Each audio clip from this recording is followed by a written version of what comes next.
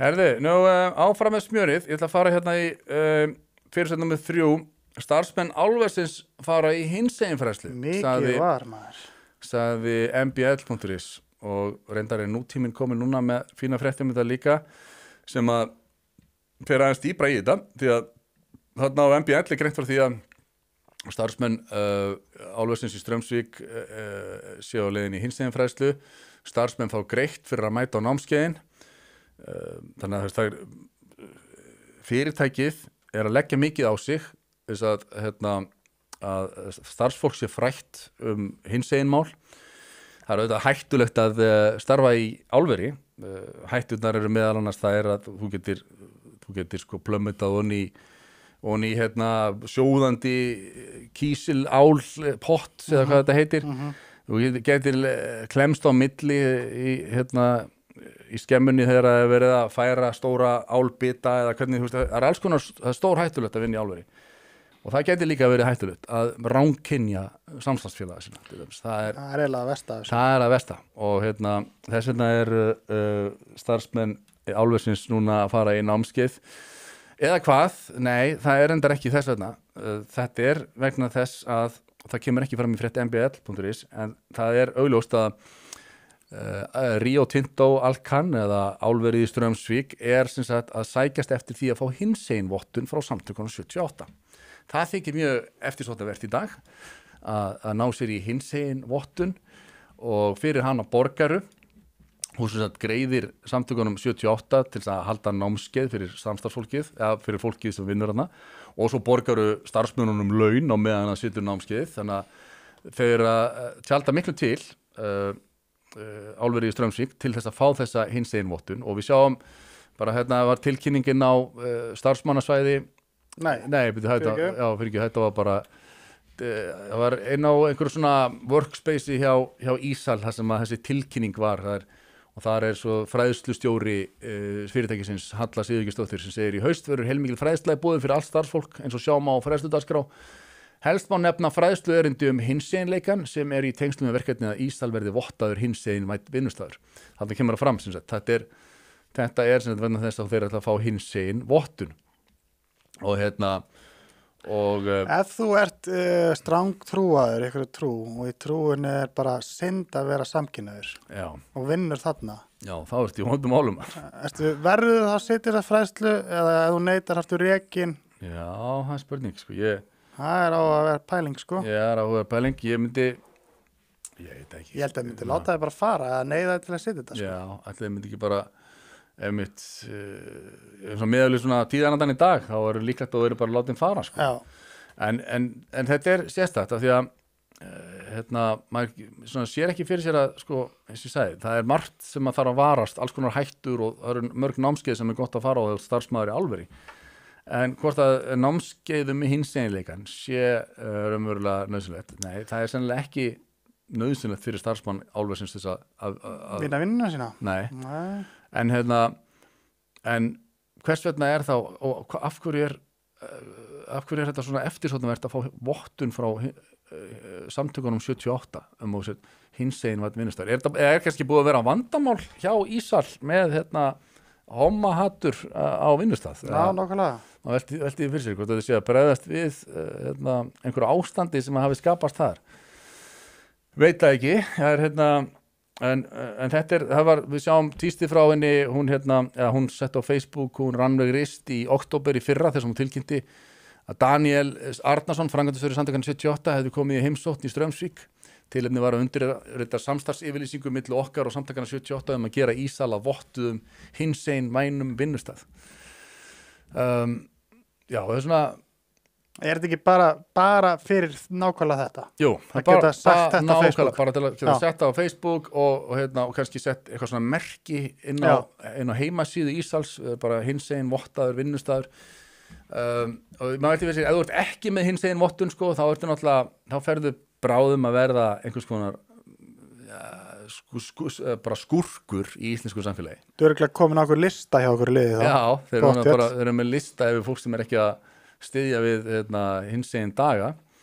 En þetta er skrítið, ég verð að segja það. Að svona iðnaðar fyrirtæki sem er verið að bræða ál, bara verkamenn, bara eins mikið svona, já, ég veit ekki, bara, þú veist, þetta er bara pjúra handavinna, eins og maður segir,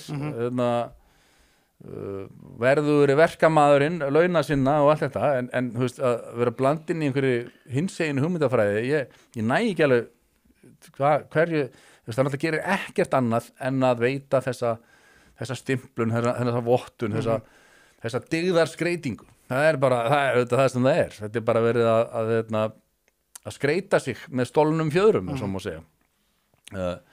Síðan eins og kemur nú fram í frétt nútímans að þú veist, það er nú, sko, þetta er alþjóðlegt fyrirtæki, Rio Tinto Alcan, og það er nú mörg svona alþjóðleg fyrirtæki sem hafa verið mitt gagnrýnt fyrir það að þykjast vera voðalega gay-friendly í einu landi, en eru síðan starfandi í öðrum löndum þar sem er bara, þú veist, það er bara dauðasegg að vera, sko, Eimskip starfa til að mynda í fjölda landa þar sem réttindum hinsegin fólks er fótum tróðið.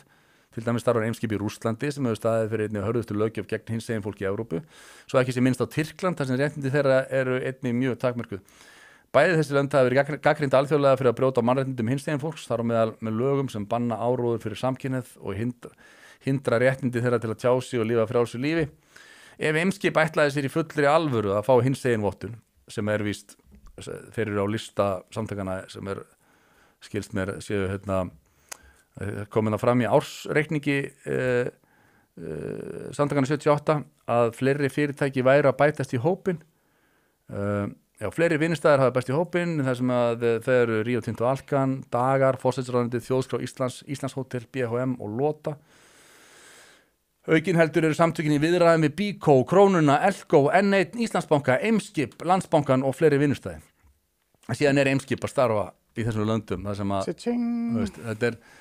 þetta er mjög síðastætt. Þeir að móka inn á sem fræstið maður. Samtökin 78 náttúrulega bara eru, þeir náttúrulega rukka fyrir námskeið og vottununa sem slíka og fá greitt fyrir að flytja, fá fyrirlesara sem að heldur námskeiðin og svo þurfur fyrirtækin að borga starfsmönnum sínum fyrir að sitja námskeiðin og þannig að það er öllu kostað til þess að fá þessa ágætu vottun og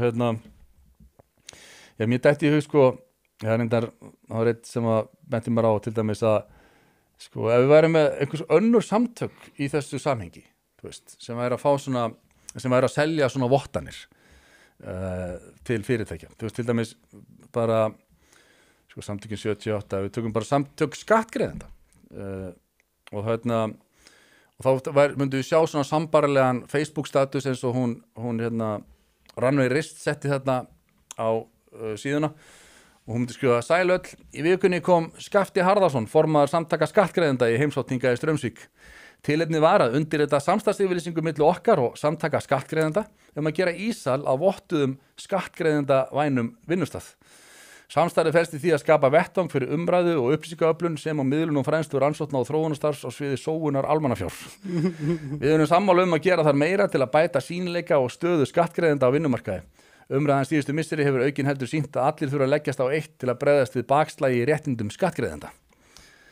Já, þetta er mikilvægt skref fyrir okkur. Við viljum leggja okkar á mörkum og leggja áherslu á að allir skattgreiðendur upplifi sig velkomna hingað í Straumsvík, þó svo að við greiðum enga skatta. Þetta á Íslandi, sko, þar að segja.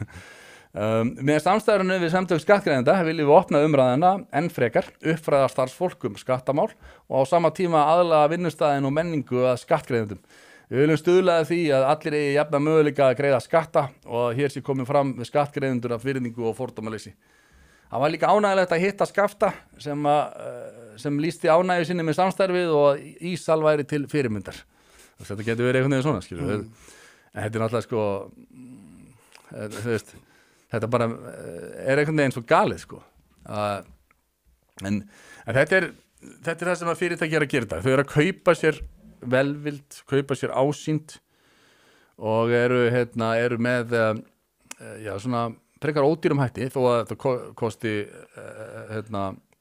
þetta sé feitur peningur í vasa, sko, samtakana 78 að þá er þetta svona frekar ódýr leið fyrir fyrirtæki til þess að kaupa sér eitthvað svona ásýnd út á við. Já, kaupa sér dyggðarskreitingu. Já, þetta er óvinnu langt gengið, finnst manni og og samtökin 78 mér var bent á að prófa þann daginn, ég googlaði sem sagt samtökin 78 og samstarf og þá færðu upp sko endalaust af linkum það sem er verið að greina frá það sem að framkvæmdastjóri samtökin 78 er að handsala samstarfið við sko öll stærstu sveitafjölug landsins, Garðabær, Kópavogur, Hafnarfjörður, Reykjavík, öll stærstu fyrirtæki landsins, allar stærstu stofnanir og er bara út allt að hirða peninga tjing, tjing, tjing, tjing, og hlæja alla leið í bankan.